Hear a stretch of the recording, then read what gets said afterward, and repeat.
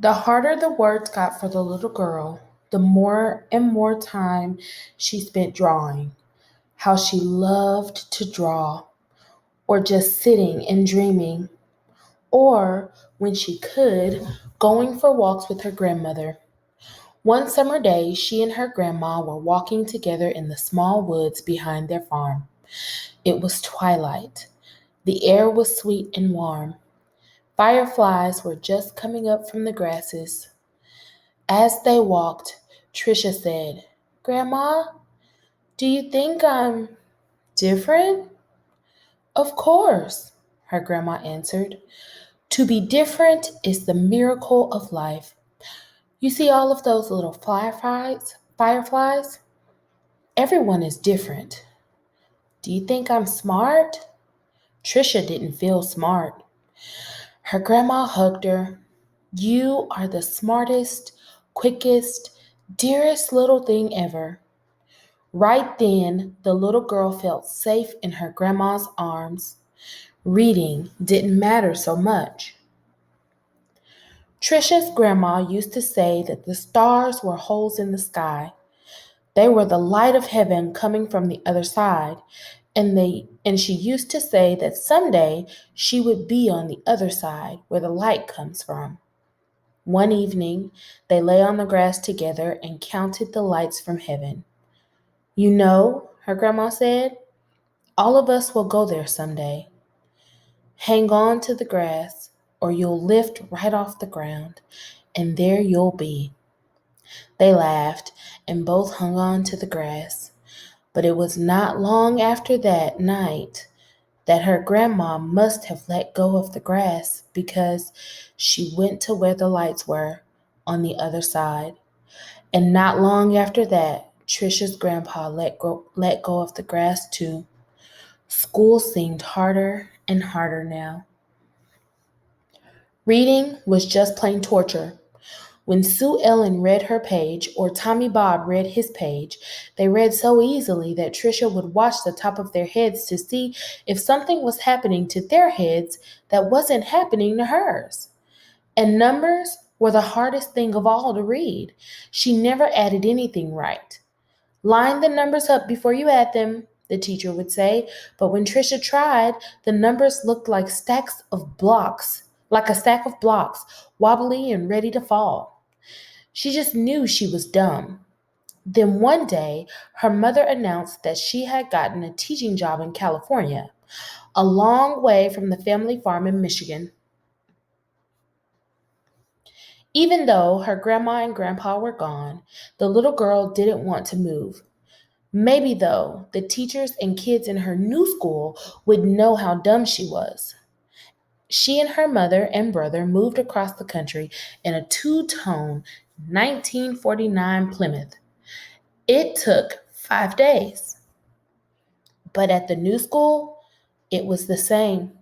When she tried to read, she stumbled over her words. The cat, cat, er, er, ran. She was reading like a baby in the third grade. And when her teacher read along with them and called on Tricia for an answer, she gave the wrong answer every time. "Hey, dummy," a boy called out to her on the playground.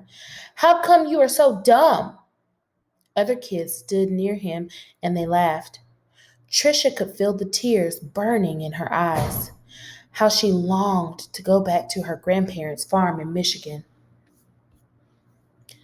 Now Tricia wanted to go to school less and less. "I have a sore throat," she'd say to her mother, or "I have a stomach ache." She dreamed more and more and drew more and more, and she hated, hated school. Then, when Tricia started fifth grade, the school was all abuzz. There was a new teacher. He was tall and elegant. Everybody loved his striped coat and slick gray pants. He wore the neatest clothes. All the usual teacher's pets gathered around him: Stevie Joe and Alice Marie, Davy and Michael Lee. But right from the start, it didn't seem to matter to Mr. Falker which kids were the cutest, or the smartest, or the best at anything. Mr. Falker would stand behind Tricia whenever she was drawing and whisper, "This is brilliant, absolutely brilliant. Do you know how talented you are?" When he said this, even the kids who teased her would turn around in their seats and look at her drawings. But they still laughed whenever she gave the wrong answer. Then one day, she had to stand up and read, which she hated. She was stumbling through a page in Charlotte's Web, and the page was going all fuzzy when the kids began to laugh out loud. Mr. Falker, in his plaid jacket and his butterfly tie, said, "Stop. Are all of you so perfect that you can look at another person and find fault with her?" That was the last day anyone laughed out loud or made fun of her, all except Eric. He sat behind Tricia for 2 whole years, but he seemed to almost hate her. Tricia didn't know why. He waited by the door of the classroom for her and pulled her hair. He waited for her on the playground, leaned in her face, and called her Toad. Tricia was afraid to turn any corner for fear Eric would be there. She felt completely alone. The only time she was really happy was when she was around Mr. Falker. He let her erase the blackboards. Only the best students got to do that. He patted her on the back whenever she got something right, and he looked hard and mean at any kid who teased her. But the nicer Mr. Falker was to Tricia, the worse Eric treated her. He got all the other kids to wait for her on the playground or in the cafeteria or even in the bathroom and to jump out and call her stupid or ugly. And Tricia began to believe them. She discovered that if she'd go to the bathroom just before recess, she could hide under the inside stairwell during the free time and not have to go outside at all. In that dark place, she felt completely safe. But one day at recess, Eric followed her to her secret hiding place. "Have you become a mole?" he laughed. And he pulled her hair and he pulled her out into the hall and danced around her. "Dumbbell, dumbbell, maggoty old dumbbell." Tricia buried her head in her arms and curled up in a ball. Suddenly, she heard footsteps. It was Mr. Falker. He marched Eric down to the office. When he came back, he found Tricia. "I don't think you'll have to worry about that boy again," he said softly. "What was he teasing you about, little one?" "I don't know." Tricia shrugged. Tricia was sure Mr. Falker believed that she could read. She had learned to memorize what the kids next to her was reading, or she would wait for Mr. Falker to help her with a sentence. Then she'd say the same thing that he did. "Good," he would say. Then one day Mr. Falker asked her to stay after school and help wash the blackboards. He put on music and brought out little sandwiches as they worked and talked.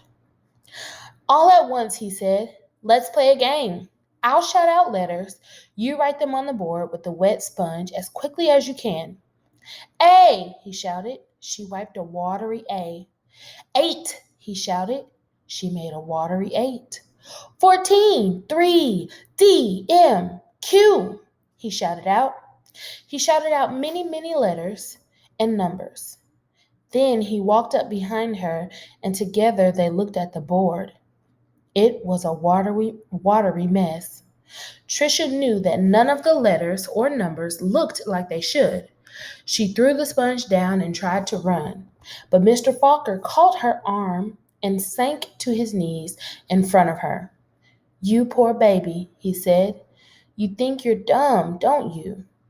How awful for you to be so lonely and afraid." She sobbed. "But little one, don't you understand? You don't see letters or numbers the way other people do." And you've gotten through school all this time and fooled many, many good teachers. He smiled at her.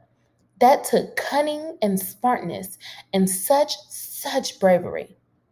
Then he stood up and finished washing the board.